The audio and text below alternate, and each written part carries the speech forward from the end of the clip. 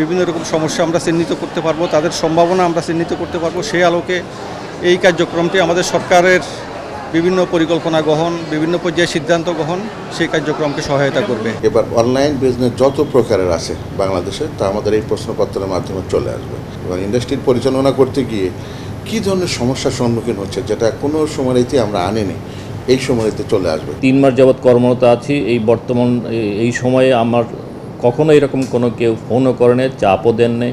যে তথ্যগুলো সংগ্রহ করা হয় সেগুলি সায়েন্টিফিক ওয়েতে এবং আন্তর্জাতিক স্বীকৃতভাবে বিশ্লেষণ করে তথ্যগুলো প্রকাশ করা হয়।